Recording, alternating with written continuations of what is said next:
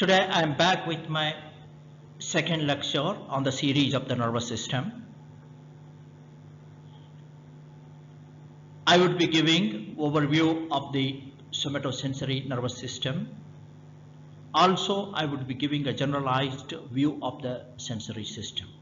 The sensory system is the system that perceives what is happening around us. That is, the external or internal environmental stimuli are sensed by a specialized sense organs and are carried or propagated to the nervous system to interpret, to analyze, and what we call it as perception. It happens in the brain. Sometimes some of the sensations may not reach up to the brain, but these sensations are essential for maintaining certain important functions, such as maintaining the muscle length. Your knee-jerk response, you can just see. Suddenly, if you are falling from the edge, without your consciousness, you will sway back and try to maintain your balance.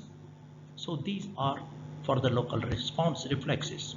One will wonder, the sensations require the consciousness. You may be wrong there. Not all the sensations are conscious. That means there are unconscious sensations. Hope you can recall or you can try to remember them. Yes, these are unconscious sensations. When you are sleeping, you just imagine yourself sleeping. You are unconscious temporarily, though. Your blood pressure will not go to zero.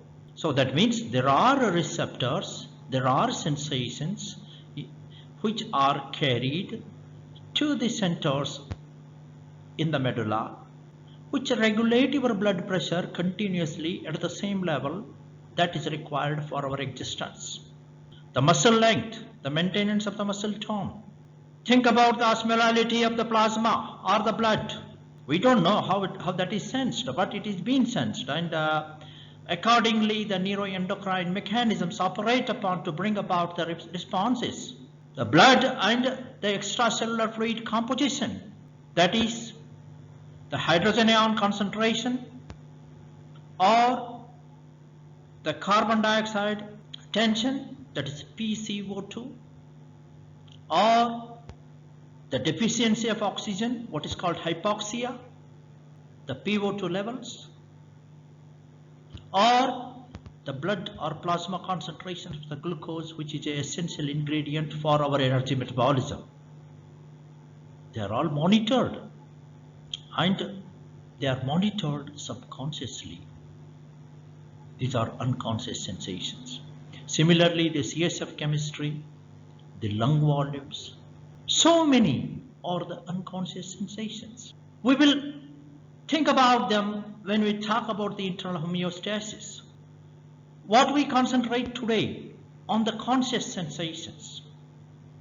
What are these conscious sensations? A beautiful world around, that is light. The wonderful music you listen, the sound. The body positioning. What you see, I am sitting in front of you and trying to make your lectures as alive as before. The touch, pain or painful sensations, the pressure, the vibration, the heat or cold sensations, so on. These are the conscious sensations. We just look into them, especially those sensations which are carried by the somatosensory system. We will concentrate. This provides the general plan of the sensory system. On the left hand side, you have the plan, that is reception, which is transmitted, that is transmission, and perception. These are the three components of the sensory system. Reception is done by a specialized group of cells or components of the nerve endings which subserve the function of the transducer. Transducer is an engineering term which converts one form of energy to the other form. Here in our body, the transducers convert the various forms of energy that are external stimuli to electrical energy, because all our nerves carry the electrical signals. And this electrical energy or electrical signals are carried as action potentials in the nerve fibers. These action potentials are carried through the nerve to the central nervous system, that is the spinal cord, the brain stem, and the cerebral cortex, where these electrical signals are decoded, and then the attributes of those signals are brought back. That is what we call it as perception. On the right side, I have just put the transducer in our body, or the receptors. The nerve fibers, the afferent nerve fibers, are the transporters or propagators, are part of the pathway. Then the brain, especially, there is what is called a sensory cortex, that is situated in the parietal lobe. This is called S1, that is a primary sensory area or somatosensory area number 1, which is assisted by the somatosensory area number 2. Further, that is assisted by the somatosensory area, and it is all put up in the hippocampus or limbic areas. Nearly 4 types of sensory system as I have shown in this slide. 1, the spatial senses. The number 2, somesthetic sensations. Number 3, visceral sensation, that is the viscera of the thoraco-abdominal structures. And already I mentioned about unconscious sensations.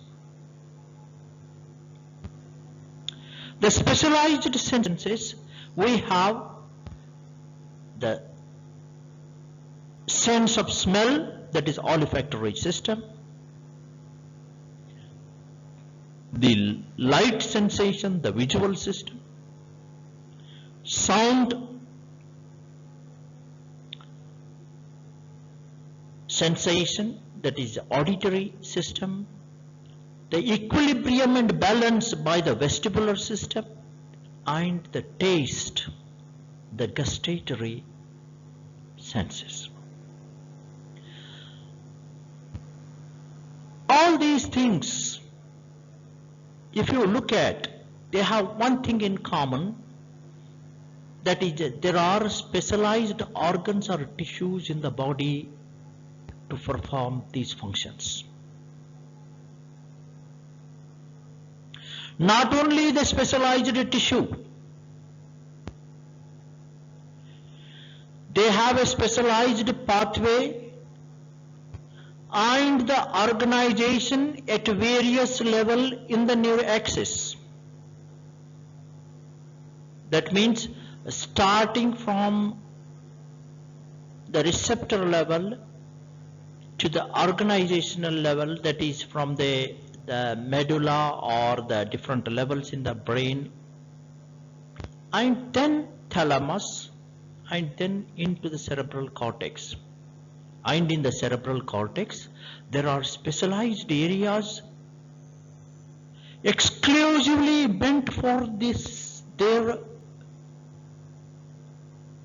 processing and storage. Say for example, occipital cortex for vision, olfactory cortex for the smell, auditory cortex for the sound. However, the taste sensation shares the somesthetic sensory area in the parietal cortex. But the tongue has a largest area in the homunculus, or the area of representation in the parietal cortex. Look back into the somesthetic sensations. These include touch, pressure, vibration, thermal sensation, the proprioception, and pain sensation originating from the skin and mucous membrane. These are all somesthetic sensations. Then comes the visceral sensations. These sensations are somehow not as evolved as of somesthetic sensations or of the spatial senses.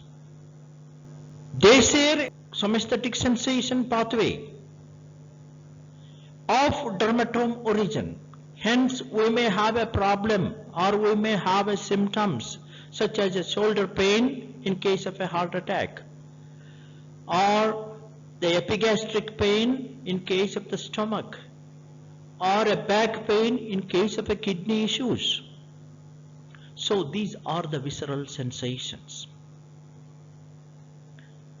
I will not talk about the unconscious sensations which I have already mentioned in the previous slide, but they are essential for maintenance of the milieu interior, maintenance of the internal environment.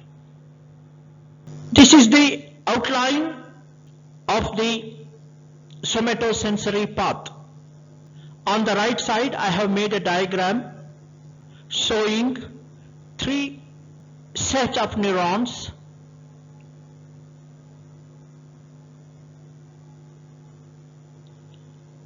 reaching up to the parietal cortex. To begin with, the first set of neuron, what is called a first order neuron, which is either in continuity or is partly start with the receptor, what are called cutaneous receptors. And these fibers enter the spinal cord through the posterior root. And from here, some sensations are relayed, some other sensations are ascend up and are relayed in the medulla. Here they are relayed in the spinal cord in the posterior horn. From there, the second order neurons originate. These second order neurons cross to the opposite side and they will ascend up to the thalamus as thalamocortical projections, where they relay either in the ventrobasal or ventroposterolateral nucleus of the thalamus or ventromedial nucleus of thalamus in case of the trigeminal nerve or a taste cranial nerves. From the thalamus, the impulse or there is a fanning of fibers reaching up to the entire cerebral cortex, the posterior to the sulcus, central sulcus. And this is the somatosensory area. Now, if I come back, it starts, the somatosensory path starts with the receptors, the transducers, which generate potential, what is called generator potential, initiates excitant potentials in the first order neurons. From the first order neurons, it is relayed in the spinal cord or brainstem, then ascend, cross to the opposite side and ascend to the thalamus, where it is relayed. From there, the third order neurons originate, finally relayed into the parietal cortex. That is not the end destination. This is the area number 1. From there, with the help of other areas of the brain, whatever the sensory modalities are decoded and provide various attributes of the sensation. This is a general plan of the sensation.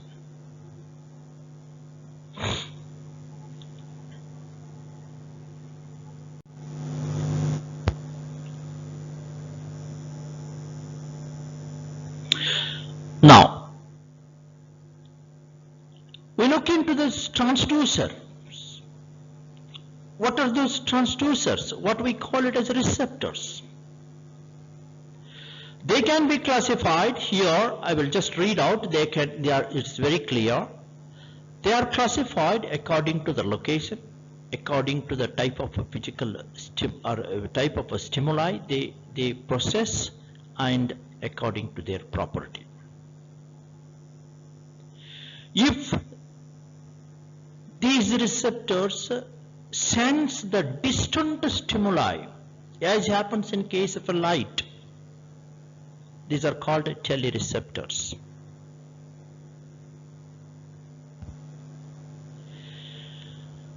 If these receptors are activated by the internal changes located internally, and the stimuli they come, these are called interoceptors. They are within the body, not on the surface of the body, they are within the body. You can tell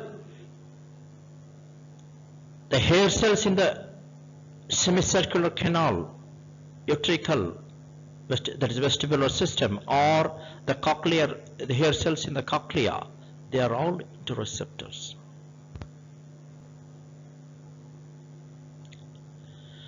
If the receptors are located at the external surface of the body, these are exteroceptors.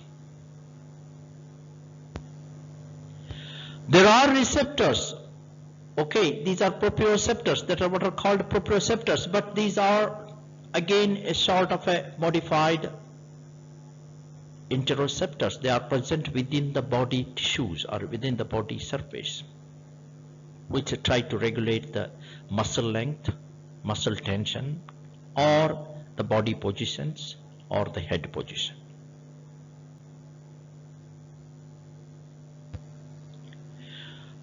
The receptors can also be classified according to the stimulus type. If it is the conversion of the photic energy to the electrical energy, these are called photoreceptors.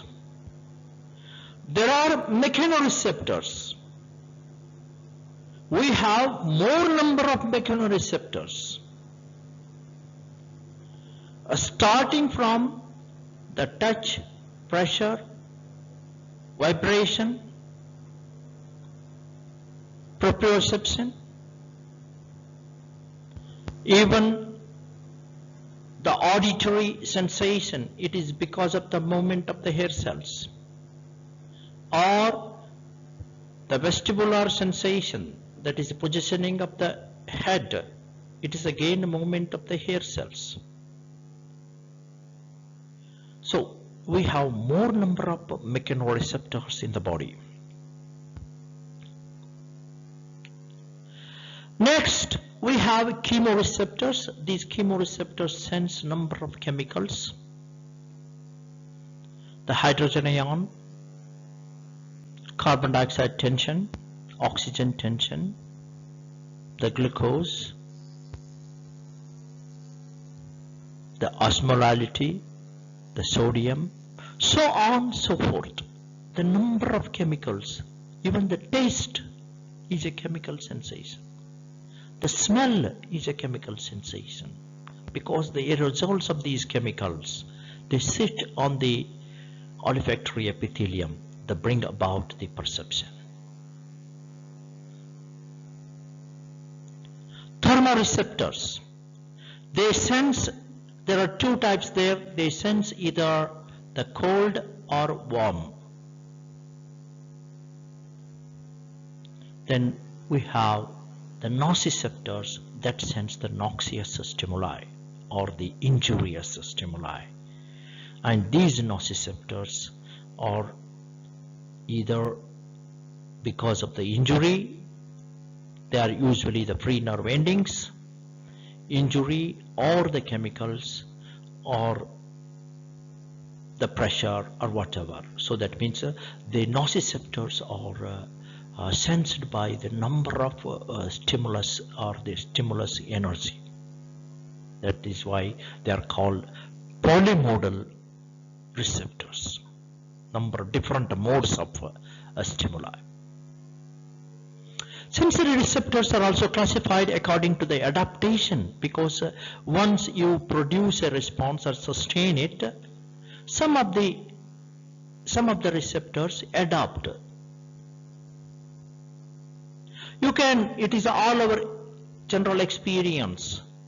We wear our cloth, shirt, say for example, then after some times I don't feel that the shirt is not a botheration, because though it is touching my skin continuously to the entire large surface area, but the receptors, they get adapted and you don't feel the shirt as a problem to you.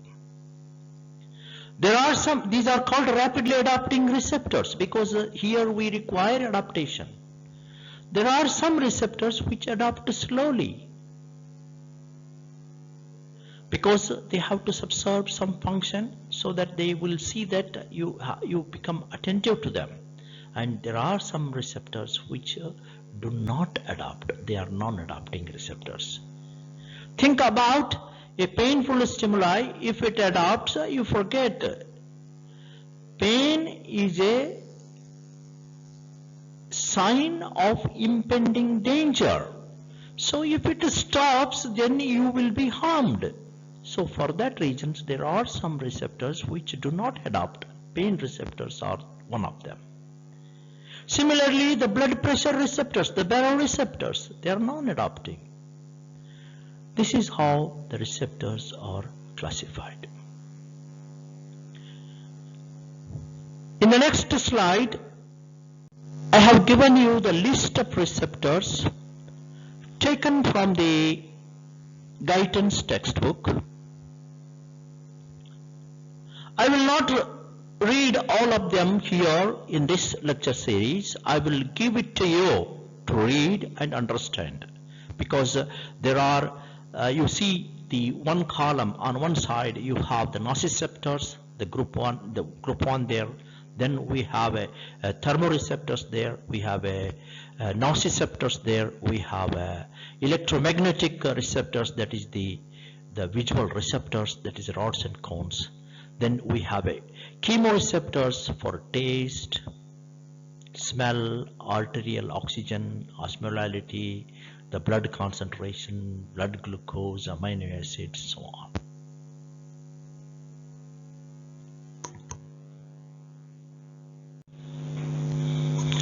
Now, we'll try to examine the properties of the receptors. I have enumerated here 5 main properties. There may be many more, but 5 main properties. 1, the specific receptors for specific sensation. What is called law of specific nerve projection. Then number 2, these receptors are represented in the sensory cortex or in the pathway to the sensory cortex. There is a spatial representation of these receptors topographically. Third, these receptors generate impulses in a specialized manner, and that generation is called a generator potential or receptor potential. From here, the action potentials begin. The exception to this is the visual rods and cones, where the falling of light on the retina or the rods and cones produces hyperpolarization. So that means that it decreases the sensitivity or the release of the glutamate from the rods and cones, and further release of glutamate from the bipolar cells. That would decrease the ganglion cell discharge. Otherwise, ganglion cell is continuously discharging. So that means there is a sort of a peculiar arrangement in case of the visual system. The receptors supplied by the sensory nerve, or that means each sensory nerve supply a group of receptors, what is called sensory units, and they are recruited during the process of sensory function. And finally, about the sensory coding. Let us examine them one by one. Law of specific nerve projection. Before I start, I should recall here the Bell-Megendie law. These are two scientists. It states that the anterior root is responsible for carrying motor signals. That means all the motor outputs go through the anterior root, and all the sensory information enters into the posterior root.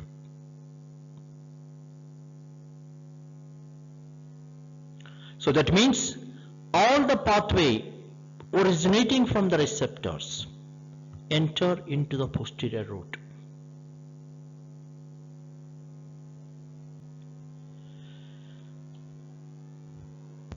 It is to recall here that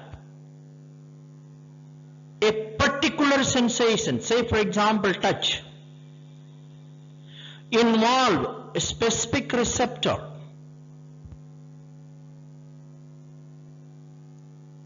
Either as a Pacinian corpuscle or a Meissner's Merkel disc or Ruffini end organs. Each one have a different type of functions, which we will come to know later. And each of these receptors are carried by a specific fiber, and they relay at a specific location, either in the spinal cord or where there is a lot of convergence. From there it will go to through the projection neuron, the spinothalamic projection, to the thalamus, and in thalamus to the cortex. I can map each of these receptors by stimulating specifically the particular site if I am provided with a micro stimulation or micro electrodes to stimulate these set of fibers or neurons, where it will produce even in the path. If I stimulate electrically, it will produce a sensation of a touch only.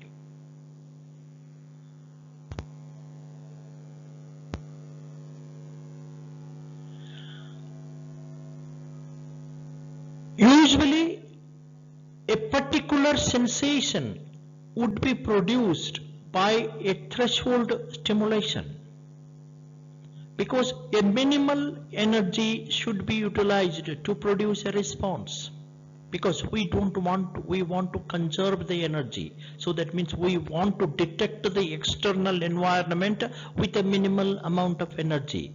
So now that means there are a specific set of receptors, and these specific set of receptors are either modified or encapsulated or densely packed, what we call as a glabrous skins, where Meissner corpuscles are in plenty. So they are there, they are accumulated, or Merkel disc, or in association with the hairs, so that they will use that hair as a leverage for sensing, as a mechanical advantage. Thus reduce the threshold for stimulation. That is about the receptors. However, in case of pain, it is the free nerve endings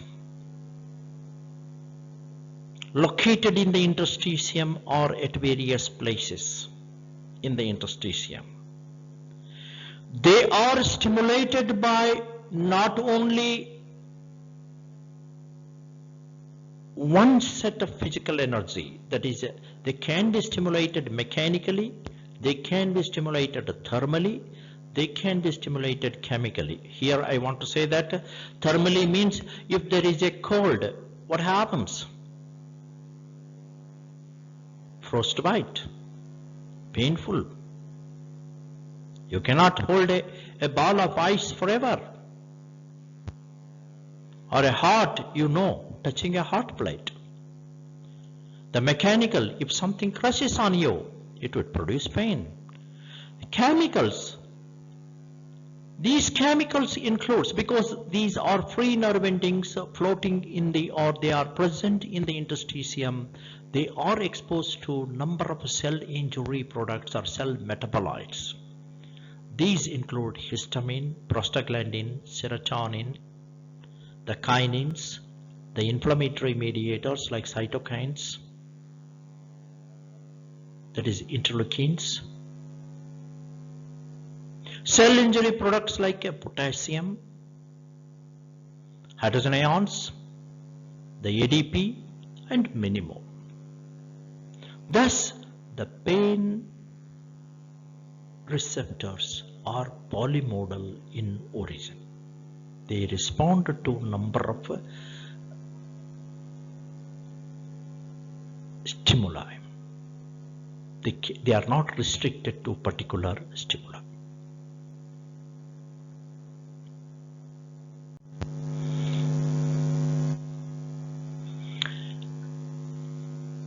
Each of these receptors detect a sensation with a minimal level, that is a threshold level. That is what is called adequate stimulus.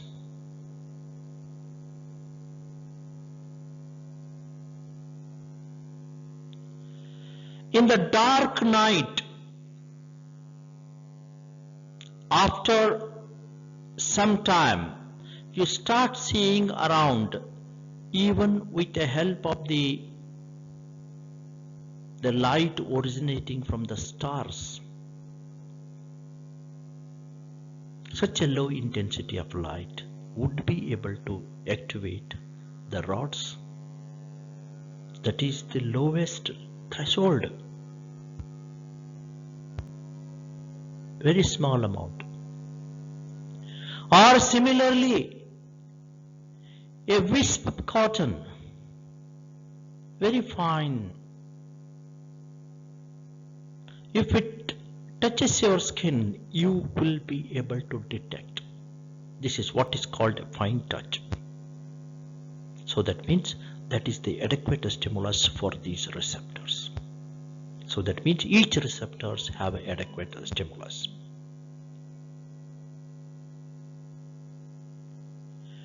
Suppose if the stimulus strength increases, what happens?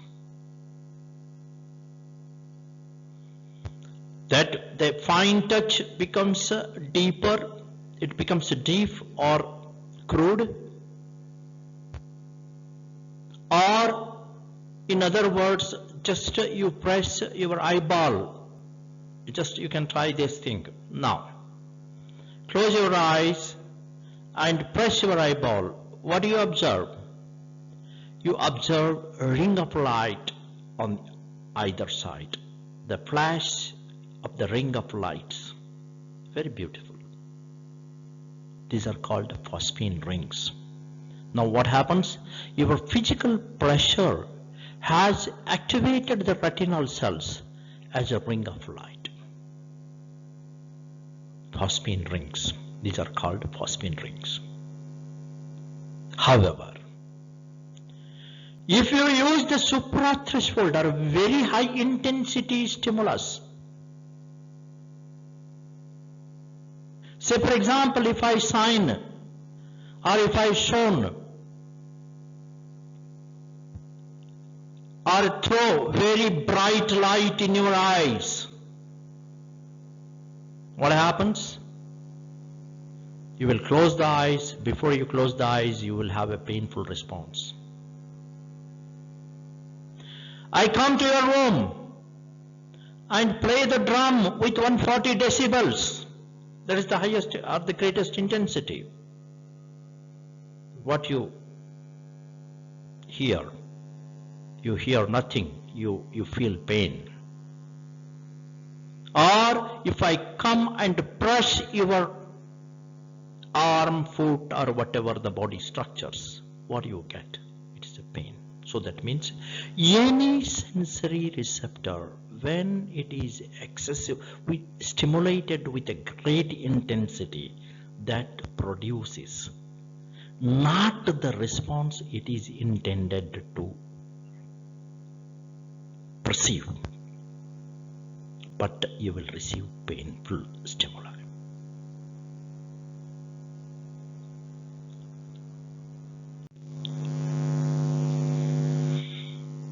I've already mentioned about a specific representation in the cortex. We will give a detailed account of this cortical representation during my lecture in the homunculus or the parietal cortex representation. However, now I just briefly mention about that each of the sensation has a specific representation in the cortex.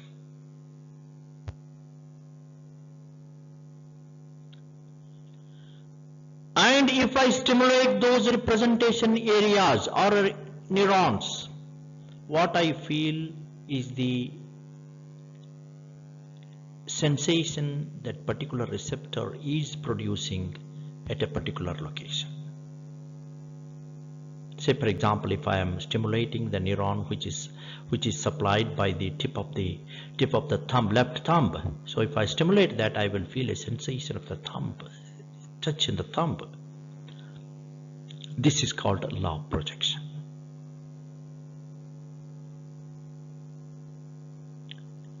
Unfortunately, our viscera do not have this. I don't know where my spleen is, though we have anatomically we have been taught, or I don't know how my intestine is and where it is located and how it is twirling around within the abdominal cavity. So visceral sensations do not have a specificity. You don't know anything about that, how it looks like. How your stomach looks like, you don't have, but you can think, you can feel that how your thumb, how your head, or how your nose looks like. Further, the receptors sparseness and they have a vague distribution, vague sensations arise. The most of the sensation either because of the stretch or because of the tension or because of the chemicals, it will be only pain, spasm or dull ache. That too associated with the dermatome location. That is the projection of the visceral sensation.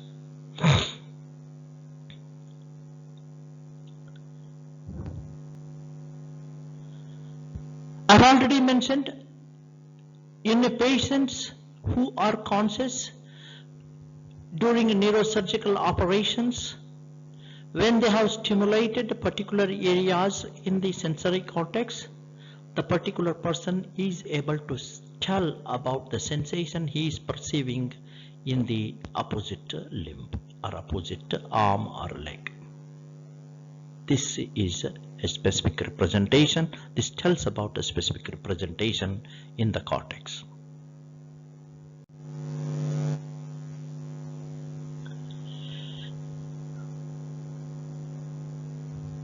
Here I have made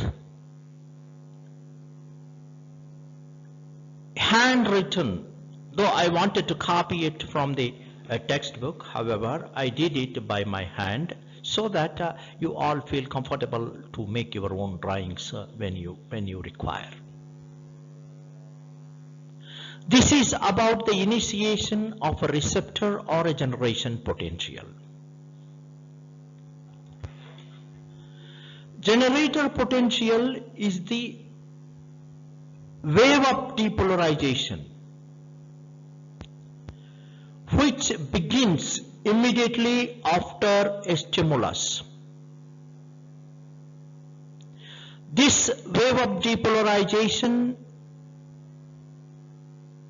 is a graded wave, or it is a graded potential. Here we have A, B, C, D written there. So that means if I were to tell, A means for 1 unit of the force, that is a pressure, I have just put the pressure there. B for 2 units of pressure, C for 3 units of pressure, D for 4 units of pressure, and E for 5 units of pressure. What is happening? You will see the wave of depolarization beginning and increasing at each step.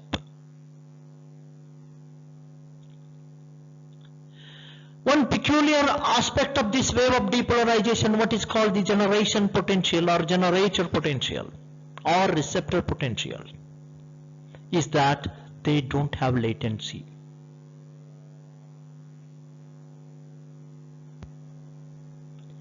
Another important aspect of these generator potential is these potentials can be summed up temporally, that is in relation to time. That is one after the other, they can be summated.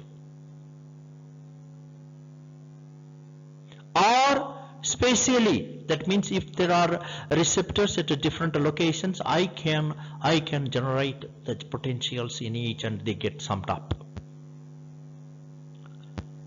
Now these generator potential produces a depolarization up to a critical level or up to a threshold level. Once the threshold level is reached, you will find the action potential begins in the first node of Ranvier. I have represented the Pacinian corpuscle there. Within the Pacinian corpuscle, you have the first node of Ranvier, and after that, the second node of Ranvier comes immediately after the corpuscle. You will have that voltage gated sodium channels opening up, and then the reversal potential and the action potential and so on.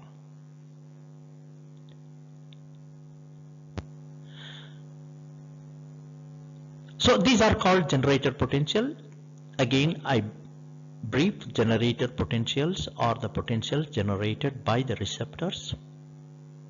These are wave of depolarization. They have no latency. they can be summed up spatially, that means at a different places, and temporally.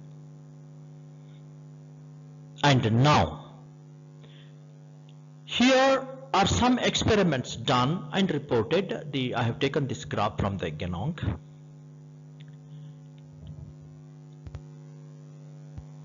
If I strip in A, it is normal, whatever the lamella are there, the nodes are there, everything is there, there is a pressure.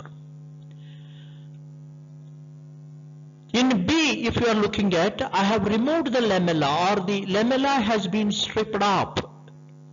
Then the pressure was given, and when that is done, still you are able to see the generator potential and as well as the action potential as before, though there may be some changes in the generator potential duration, because the lamella is a connective tissue that tries to adapt certain that has a viscoelastic elements that would try to buffer the pressures. That is not there now. But still you have those generator potentials. I mentioned here generator potentials plus action potential plus, that is in B.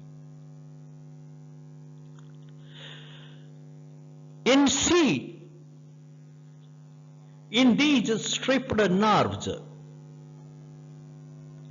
local anesthetic is added or topically applied to the site. When you did that, what happened? You repeated the experiments as before, and you see that generator potentials are still happening, but the action potential does not result.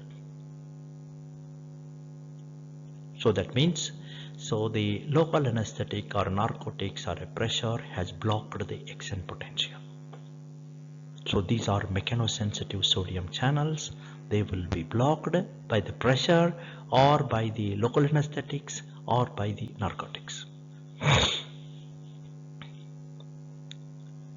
That is as happens in case of C. In D, you will see that the nerve is cut.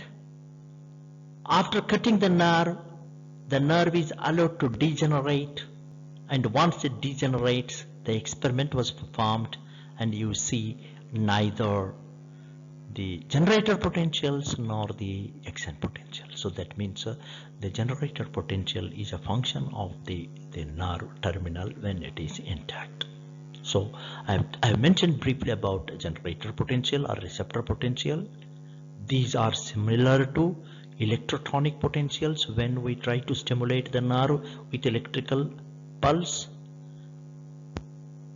or the postsynaptic potentials, especially the excitatory postsynaptic potentials, that is EPSPs, excitatory postsynaptic potentials, wherein the quantum of transmitter released will produce the wave of depolarization. And this wave of depolarization, once it achieves the threshold level, it fires an action potential. Hope we will move further.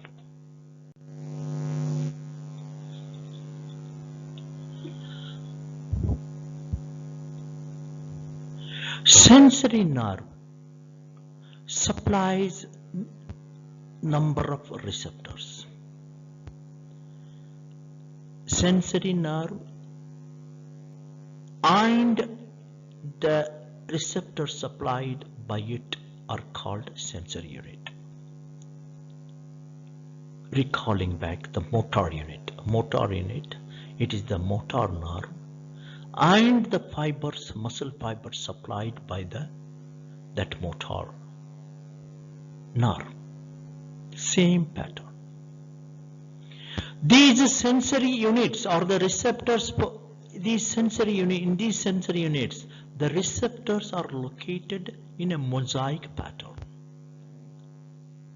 So that means they are not in a very series in the same location. That means in a different location. That is good for us. in the sense if something is cut there and something remains.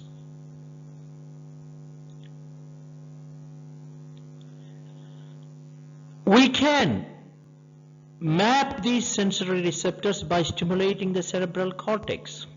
Yes, that possibility is there. It can be mapped by the cortex or even in the path going up.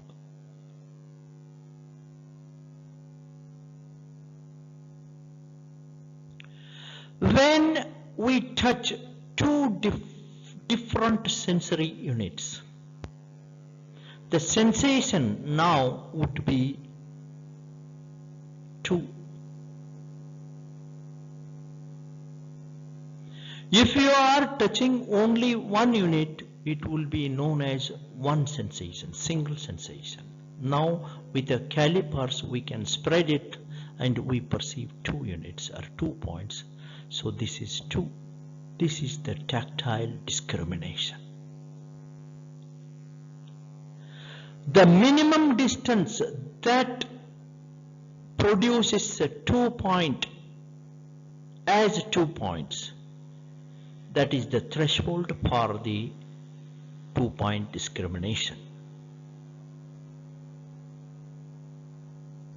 This is also known as a tactile acuity. You know, there is what is called visual acuity. It is also similar where two different cones are stimulated to identify. That means a particular angle, the retinal angle, that has to be determined.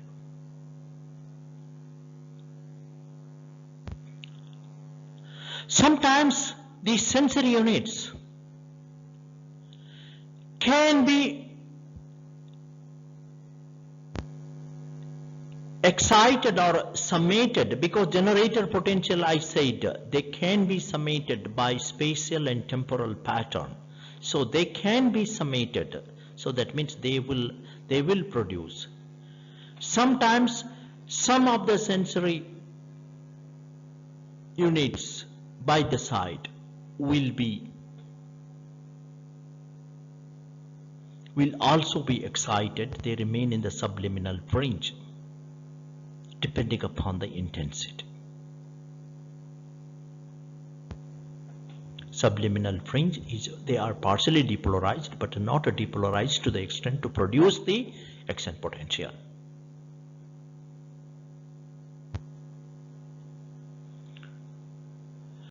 Little more about the 2 point discrimination. It is a test performed for the central nervous system examination. In this test, the cutaneous mapping of a minimum distance that will be able to detect 2 points as 2 points is observed. And it is known as a tactile acuity. The 2 point discrimination varies from different areas in our body. Mostly on the ventral surface or ventral side, the number of receptors are greater. On the dorsal side, the number of receptors are less denser.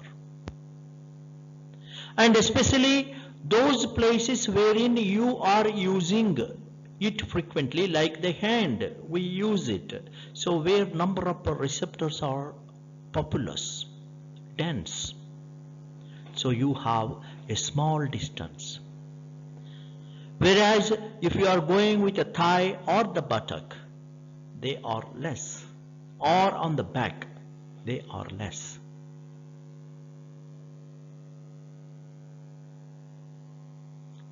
These sensations are carried by the posterior root or posterior column.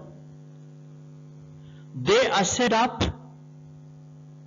to the medulla, cross over and continue as a medial lemniscus to relay into the thalamus, from thalamus to the cortex. These are called a lemniscal pathway. I will talk about this thing when. Now regarding this two-point discrimination. You can think about a two-point discrimination. So you require the involvement of a brain to say that there are two. So that means the way the clinical examiner looks at it, he asks the patient whether he is feeling one or two. If he has to say two, his brain has to analyze it. His brain has to think about it. His brain has to say that it is two. So these type of sensations, so wherein the involvement of the brain along with the cutaneous sensibility, they are known as a synthetic sensations.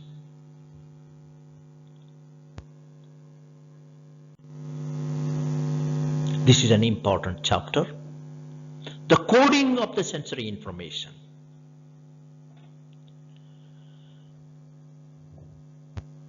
We know very sketchy information about the sensory coding. It is mostly psychosensory. We try to assume certain information and we try to have experimental evidences. Still now, we are not able to. Say, for example, you go to a matching house for selecting some colored clothings. You will see in the same color the number of hues, unimaginably large number, but you can still differentiate. So how that is achieved, we don't know. Similarly,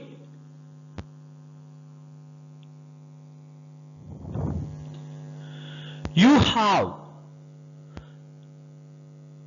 the information which is able to be perceived as one. Now let us examine. The coding is a complex and involves the following points. We have to think, because these are difficult things in the nervous system to come back to a conclusion. Basically, they are achieved by temporospatial frequency modulation. How this is coded, what is there in the sensory nerve after generator potential is action potential. This action potential is the burst of activity. This burst of activity is coming one after another, or coming in bunches, or it coming in bunches and bunches and bunches, so on, like spindles, so on.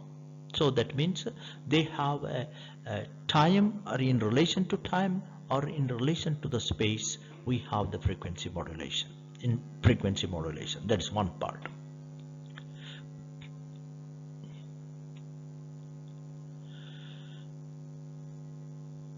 The pattern of discharge of action potentials, they increase with the increasing strength.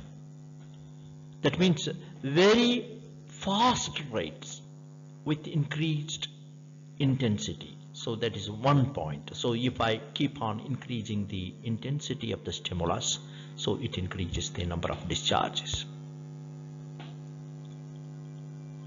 Now the number of burst, or the population of action potential, they are also many neurons are responding within the group. Sometimes the many neurons respond with the number of these action potential. So not only one neuron.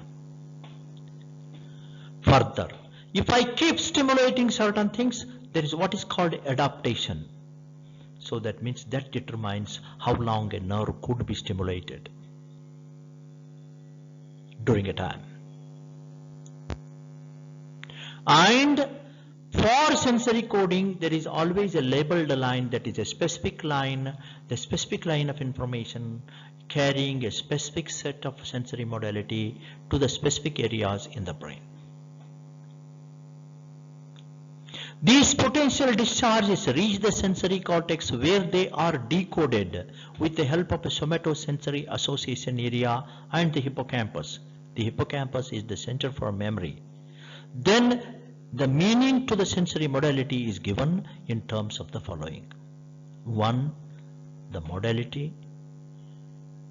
2. The attributes of the sensation. 3. The location of the sensation. 4. The intensity of the sensation. 5th, the duration of the sensation. Look back here, the modality of sensation. Coding of the sensation and the discharge pattern is unique for a given sensation as below. Receptor location also modifies it. For example, movement of the hair cells provide a leverage and amplify the signal of the nerve endings. That is where during certain type of inflammation, cut or a wound, anything around that receptor, you will have the altered sensation, what is called hyperalgesia or allodynia. Allodynia is a sensation which normally was not felt. Normally the pain was not felt by a touch, but after cut you may get that allodynic sensation. The coding is related with the intensity of stimulation, already I mentioned.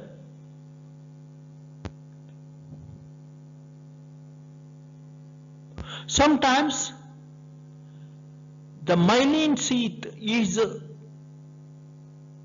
absent in certain demyelinating disorders. What happens? You will find our myelin synthesis is hampered. You will find what are called paresthesia, tingling, numbness, altered sensation. So these are some of the modalities we think about. In the bottom, I have taken it from Genong.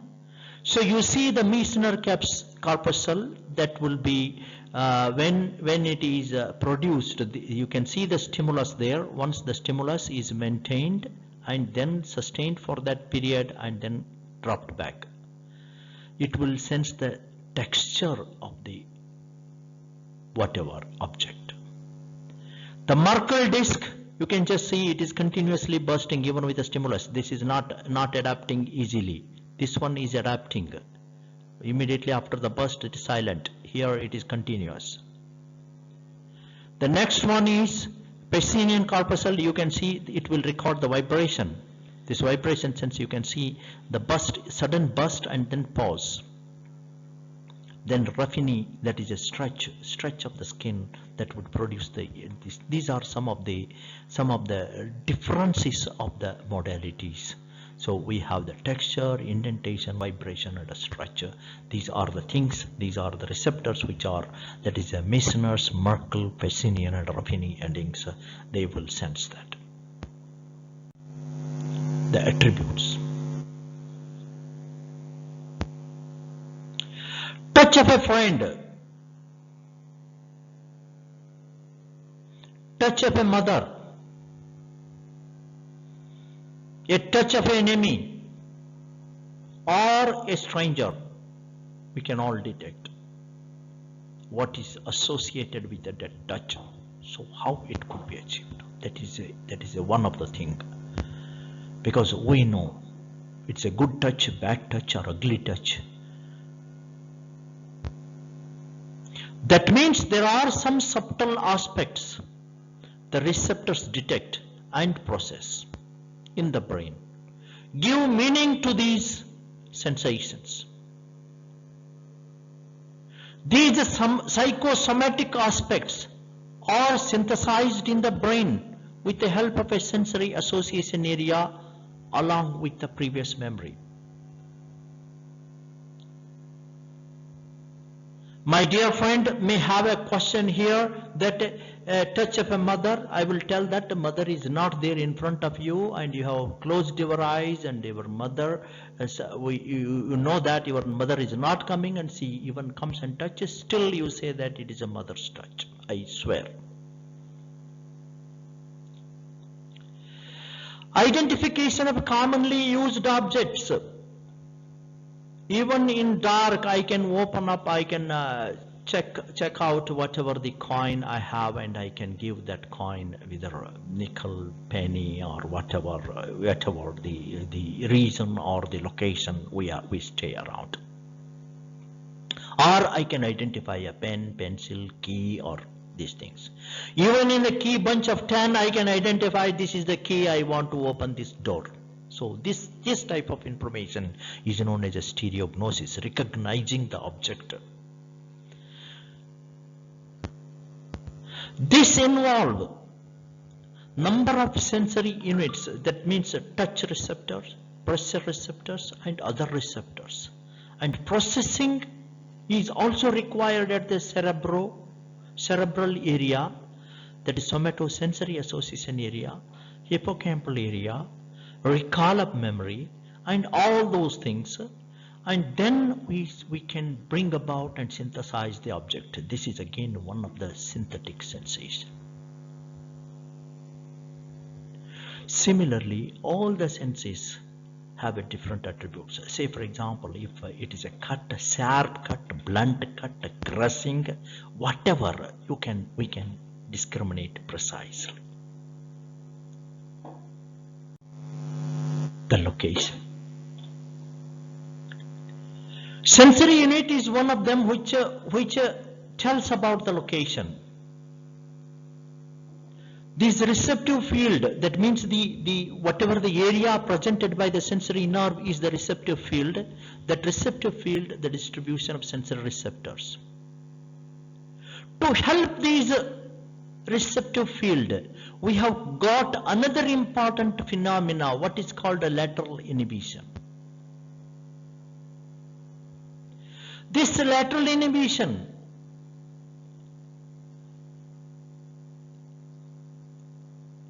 inhibits the surround, produce a contrast, so that a central theme projects or focuses further.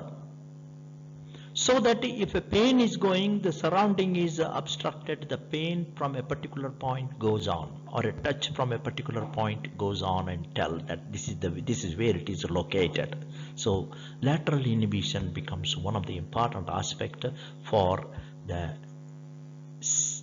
tactile localization or the location of a particular thing, and it increases the acuity. Now I am coming to a particular situation in which a person has undergone a knee joint removal or amputation because of an accident. After some days, he started feeling a pain in the toe.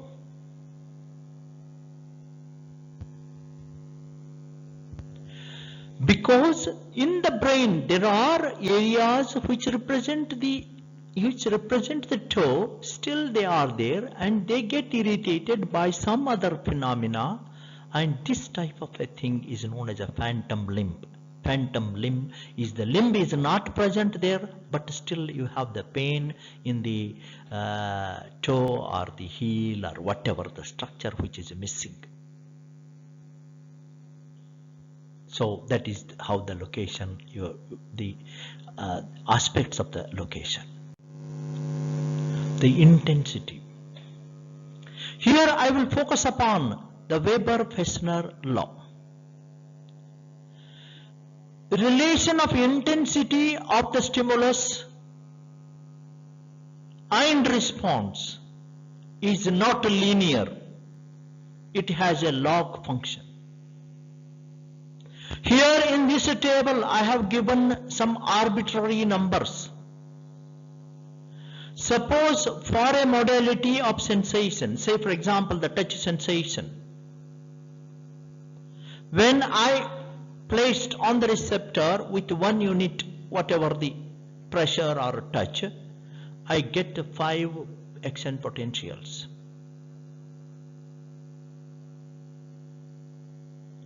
When I did 2 units, no, it did not double because I have increased, but it doubled when I have increased the units to 10.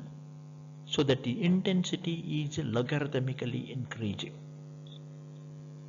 That means then it has produced nearly double action potentials. That is the response.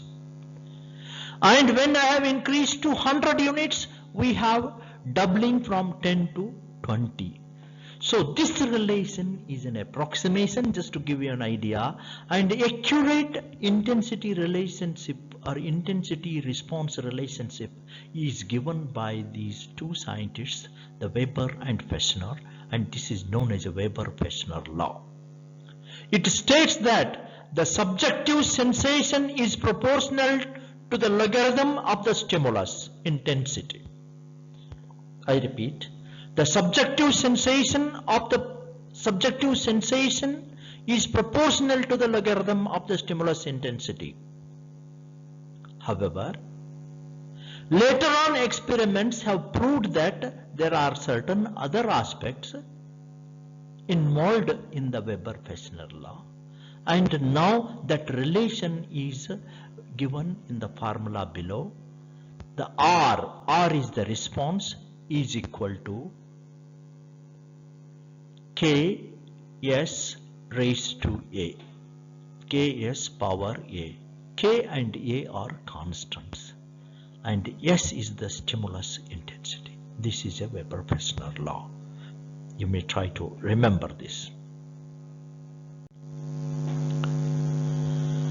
Now coming back to what happens if the duration of the stimulus goes on and on forever. Now here we have three conditions. Condition A, where the stimulus on the top, we have the stimulus that is continuously there. The number of discharges are also there. So that means it's non-adapting. No adaptation. Generator potential is as big as before. In the second condition, these are called the tonic receptors. The same stimulus pattern as above. You see that the initial increase followed by a decrease, sparseness, but not absent. So that means there is a decline. These are slow adapting receptors. In C, you can see there is an initial burst of activity followed by a fall, and sometimes in some of the receptors it becomes silent. So that is a phasic. So now, according to that, it is explained on the left side: non-adaptive receptors, tonic receptors, and phasic receptors. Each has a function and each has a purpose. As I have mentioned, the blood pressure receptors are non-adaptive, and the touch receptors, especially from the Pacinian and the Meissner corpuscles, are rapidly adaptive. You can see the graph here. You can have in this graph taken from Guyton, you see that square dotted, the black dotted line, that is about a Pacinian corpuscle. Immediately it is coming back. Then next comes the hair receptor. You can just see that is within 1 second it is coming back. The muscle spindle, which maintains the muscle tone or muscle tone, and that is still maintaining even after 8 seconds. If you are looking at the joint capsule receptors, it is still higher. It's not decaying as fast. So these are telling about a rapidly adapting, slowly adapting, non-adapting receptors. Now, why there is adaptation? Why the discharges decrease? One, in case of encapsulated nerve endings, we can think about a viscoelastic element and which may adapt or which may change the pressure gradient on the core. But that may not be perfectly giving the answer to us. The accommodation of the receptor, that means the sodium channels opening up to generate the generator potential and action potential that decrease. So that means the sodium channels, they get an equilibrium. The mechanosensitive channels, the ENAC, they get in equilibrium, and they will decrease their, and they shut down. So that means the depolarization decreases. I have already mentioned about baroreceptors that maintain blood pressure, and pain receptors are non-adaptive. Summary: somatosensory pathway in general consists of receptors, 3 sets of nerve fibers. First order neuron relays in brainstem or spinal cord. The second order neuron crosses and relays into the opposite thalamus. From the third order neuron relay to the specific area is in the sensory cortex, the parietal cortex. Receptors can be classified according to the location, stimulus, energy, and adaptation property. And we have mentioned about the generator potential and the action potentials coming from the receptor potentials. The coding of the action potentials we have described. Sensory cortex decodes the electrical signal to provide all the attributes of the sensation as perception. Synthetic sensations such as stereognosis and tactile discrimination are mentioned. We have mentioned about the generator potential, adaptation, intensity discrimination, and Weber-Fechner law. Hope this will clear away the sensory system.